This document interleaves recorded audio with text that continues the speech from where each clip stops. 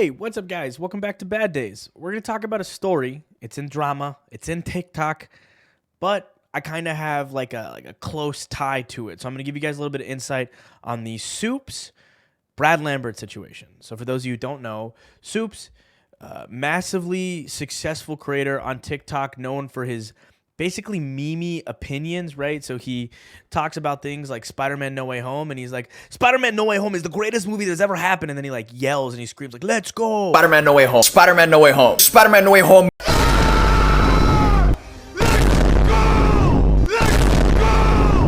Or he'll, more recently, he's gotten into a lot of hot water because he's been talking about Black Panther Wakanda Forever and saying he didn't like the movie. He didn't appreciate a lot of things about it. I don't want to spoil the movie for you, so we're not going to get into that there.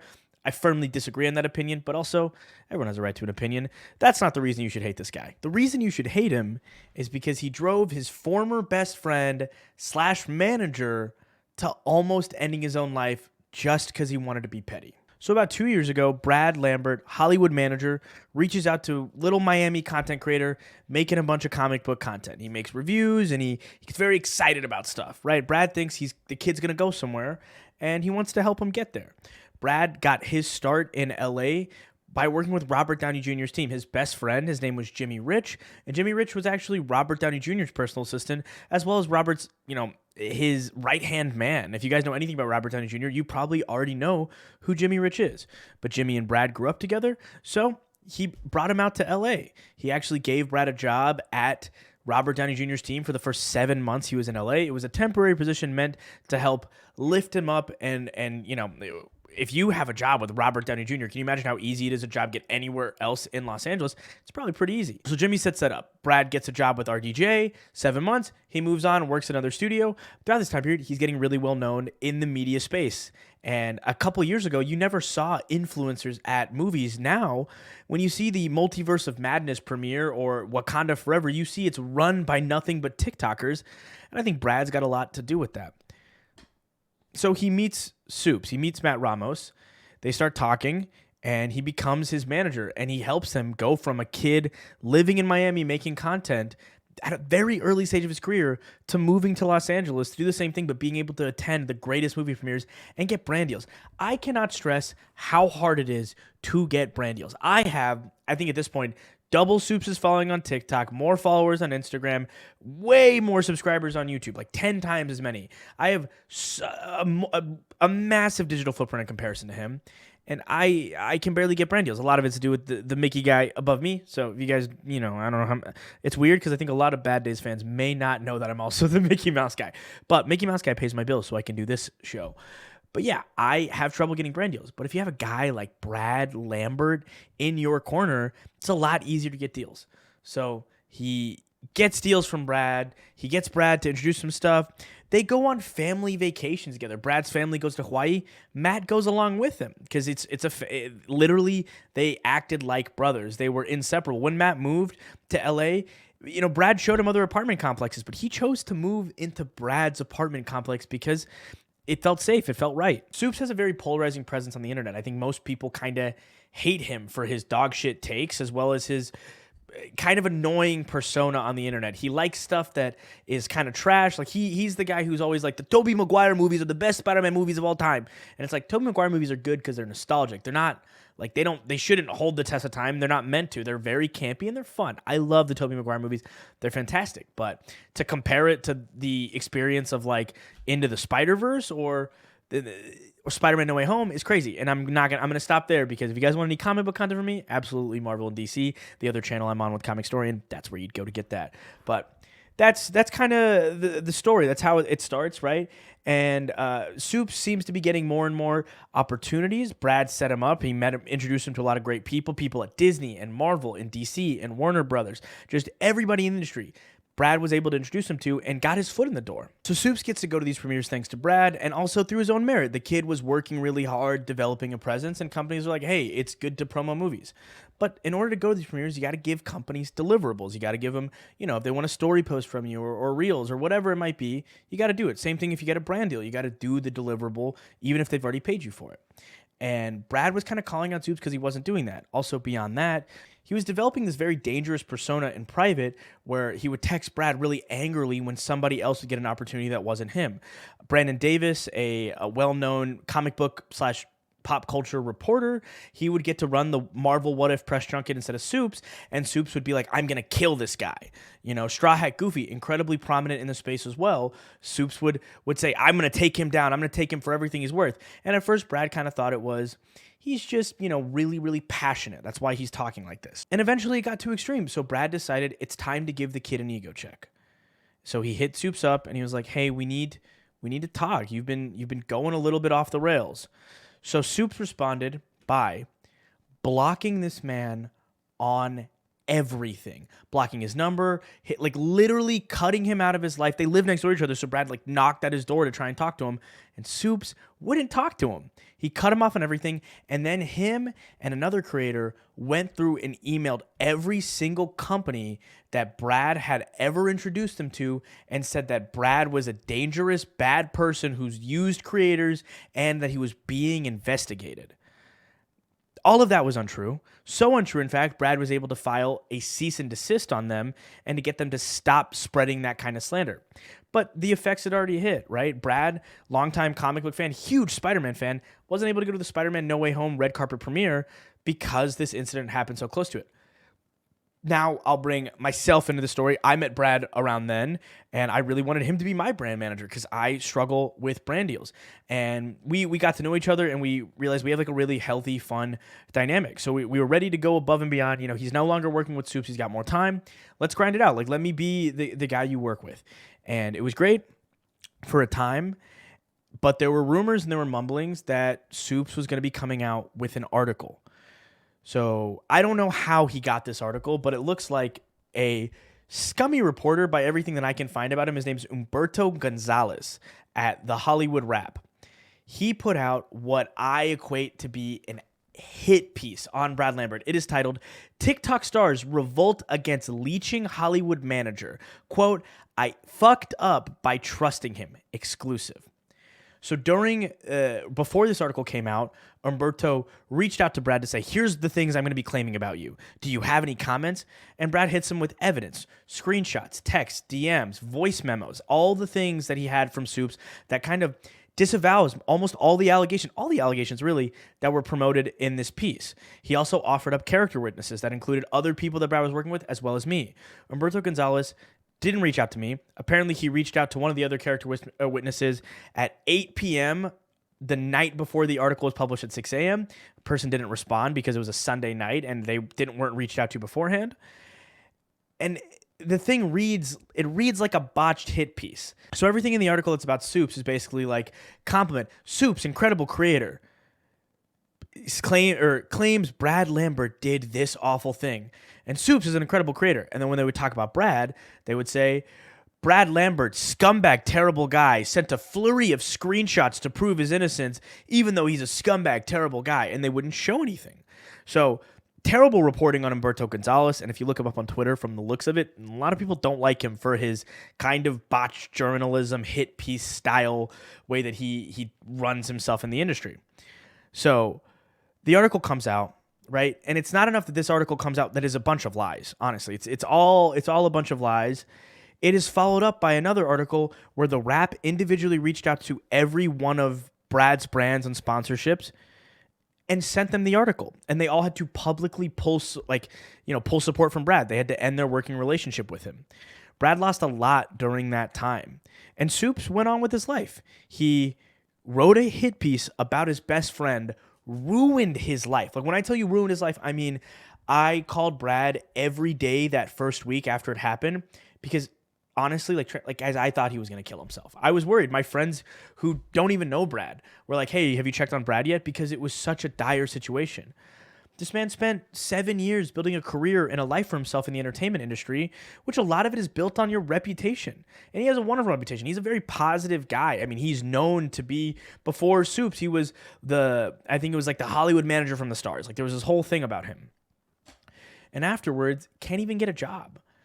So Brad hires a PR team to try and really find a legitimate place to give his evidence, right? He'd organized all of these screenshots into a Google Drive folder where it had everything noted of like, here are all the screenshots of my text with Matt Ramos, here are my screenshots with the other people in the article, just to highlight like what they were claiming was wrong. There's an unnamed female in the article who says it was a traumatic experience for her. And then she made a Twitter account the day the article, the rap piece dropped, right? And she said that she was the girl in the article and that she was going to, stand up for what she believed in or whatever. So it was traumatic. And she really highlighted that it was a traumatic experience. And then Brad showed screenshots, at least I saw this months ago, where the 2 days before the article dropped, she's just sending him a text that says, thank you so much. You're the best guy ever. And thank you for helping me, whatever. Like she's just hitting him with a flurry of compliments, right? Hey, happy Monday. I hope you got home safe from your trip. And I hope you had a really good time. Like seriously, you looked so, every video and photo I've seen from it, you just look so genuinely happy. And I'm so happy to see you doing what you love and thriving. But hey, I miss you, dude, seriously. I'll be back out in LA. I'm in Iowa right now. I'll be back out there in the next week or so, for a while, I think like 2 weeks. So if you're around, and you want to just talk, I would really, really love that. So just let me know. I know you're busy as hell, so if not, it's okay. I understand. But just let me know, and I hope you have a good week, and I will talk to you soon. Okay, bye. So months go on, right? Brad continues to try and find work. All the brand deals we were working on for me completely fell through because I don't want to name the companies because hopefully we'll be working with them soon. The conversations and the negotiations ended because Brad's reputation was ruined. I took a really big financial hit because of this. I put all my eggs into that basket, which that's on me. I should have put eggs in other baskets, but I believe in him, and I still to this day believe in this guy. He's incredible at what he does when he gets to do what he can do. And throughout this year, he's offered timeless, amazing mentored advice. If you wonder why you see less Mickey and more Hassan, it's because Brad gave me some harsh realities that like I was never gonna make it in this industry if I was always gonna be the Mickey Mouse puppet guy. I had to differentiate. I had to diversify, and now I found a happy medium, and a lot of that is through his coaching. So Brad goes on in this year. Right. And I can't stress how hard this year had to have been for him. He lost his best friend, Matt. Matt was his best friend through this crazy situation. Matt, who used to say, I'm going to ruin people's lives, ruins Brad's life. It was really, really hard. And at the 1 year anniversary mark, Brad released an op-ed. He released an opinion piece at medium.com, and it kind of tells the entire story start to finish from Brad's perspective, and it includes a lot of his screenshots. I'm going to link the article, so you guys are welcome to read it yourselves, but let's talk about some of the screenshots because I think they're incredible, right? A lot of screenshots that Brad shows just kind of Matt's character, right? You got this screenshot here. Bro, I couldn't thank you enough for everything. So grateful to have met you, right? You have Matt's mom. We got Supes' mom in here, Mommy Supes. Thank you for everything you do for Matthew, everything you teach Matthew, and just being there for him. You are a truly spectacular human being. May God bless you always. From the unnamed girl from the article. Hi, kinda random, just a little reminder that you're an amazing human being and I appreciate you. Haha, I've been working on that. I'm glad it's paying off. Thank you. And then Brad responds, keep it up. Self-love and confidence is so important. You can see it. You're like glowing, all good stuff. Don't stop. That's the kind of relationship he had with these people. And here's some screenshots that kind of highlight who Supes is, right? When Supes sending Brad a picture of when Brandon Davis was doing the press junket for What If, and he said, I'm going to kill somebody. Talking about a high-level executive. I don't want to say who they are. I know who they are, but I don't want to out them. I don't want them to be involved in the story. But talking about this high-level executive and saying, fuck a pun on their name, bitch. Fuck pun on their name, bitch. I don't want to say who it is because it's ridiculous. Ridiculous being so disrespectful to such wonderful people in the industry. Again, another screenshot of him saying, I'm going to fucking kill somebody, seeing other people at press junkets. He talks about in this screenshot showing how he likes Brandon Davis and him are buddies in the comment section, and then he sends a screenshot to Brad, said, DB is fucked, right? And then another screenshot, Supes, the only people are going to be dancing is us when we take everything he's ever worked for so we can go mooch off his girl. That's insane. Don't ever talk about somebody like that. There's so many people I'm like in my brain competing with, and I would never say something this level of disrespectful towards them. There's no good fun in competition. This is the words of a sociopath who wants to kill people, honestly. You know, here's this incredible creator. I've heard so many good things about her, Perry, and he's replying, she's done because she gets to go to events. You know, it's insane. And there are more screenshots in the Google Drive folder that I have because Brad's a friend of mine that I'm not going to privately showcase because he asked me not to. He was like, no, you don't need to do the stuff that incriminates Matthew more because he doesn't want to ruin the guy's life. He just wants his own life back. Brad hasn't been able to get a job because of this. Brad went to every movie premiere before then because of the relationships and how important movies have been to him. His first job was at a movie theater. So he's such a long-standing relationship with what that institution is. He hasn't gone to one since all this happened because he doesn't get invited anymore. I haven't been able to go to one because he's my guy, and I can't get into it without my guy being able to rep me. You know, and Supes and him were best friends. Like, here's another little Supes quote. Bro, on some real shit, I love you, bro. So grateful to have met you, and I know we're going to take over I know we're going to take over this whole shit. Fuck everyone else, parentheses Marcus, because if they're not joining us now, then fuck them. I hear the fans cheering our name. I can see the flashing lights of the paparazzi every fucking day. I'm not doing that shit without you, bro. With you forever. That's the kind of shit Supes was saying. And then he came out with this, like these videos where he's talking about Brad. Like, even had the audacity to go on the Rap podcast and just spill a bunch of bullshit, you know, just lie about how he was treated. And you know, there's this whole claim of like Brad's taking money from him. And it's like the evidence is highlighted in the drive folders, right? It literally highlights this screenshotted image where Supes is like, hey, you've been doing a ton of managerial stuff for me, so I'm just paying you for it. You know, like, obviously you haven't got me the deal yet that I'm looking for, but this is money for that stuff, or just like a thank you. And then he called it a loan in the article. And I'm talking about this part at the very end of the video because Brad was hesitant to let me speak on this, but I really, really pushed for him to let me do it. It's his story. And I know you guys are like, let you do it. You should be able to do whatever you want. He doesn't care what I do. I just meant, like, it's his story. I think the worst, most fucked up part of this entire thing, Brad's best friend, Jimmy Rich, that I brought up earlier.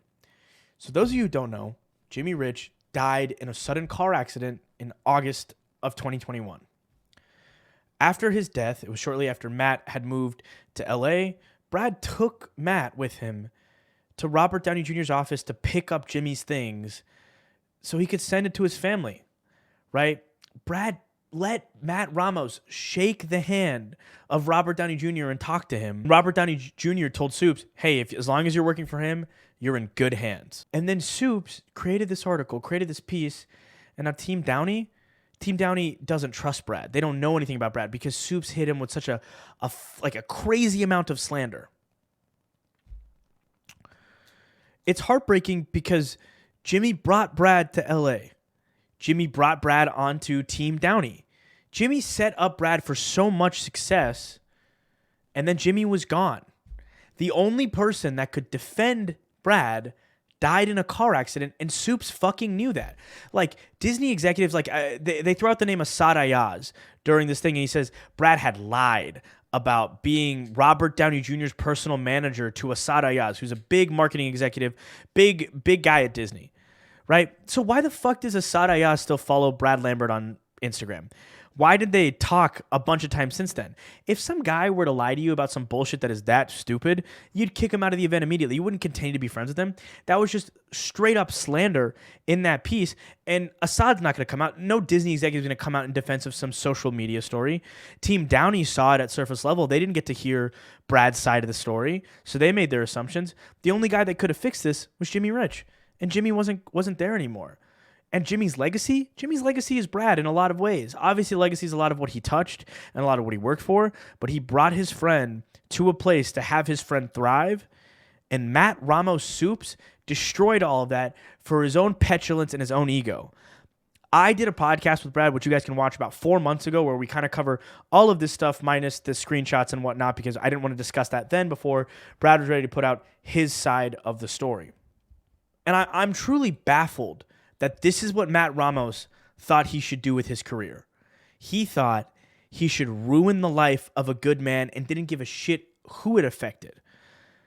Brad lost everything. And honestly, all he wants out of this situation, he doesn't want revenge. He doesn't want to ruin Supes' life. He just wants his own life back. He wants to be able to work at the job that he loved working at, be around the creators he loved creating with, be back where he should be. And I'm really hoping that this shines a light on this whole situation and that Brad Lambert can finally put this all behind him, and then I get a bunch of brand deals. I'm banking on that too. I'm very excited about that. But look, seriously, guys, that's the story. Comment below. I might do an interview with Brad, a follow-up on this a few months from now, or not even a month, a few weeks from now. Hopefully we'll have responses from all the parties, and then we'll bring Brad on the show again to talk about it. But I wanted to cover this on Bad Days the same way I cover everything else. My name's Hassan. I sincerely hope your bad days are your best stories, unless you're Ned Fulmer from the Try Guys or Supes, because then you can go fuck yourself.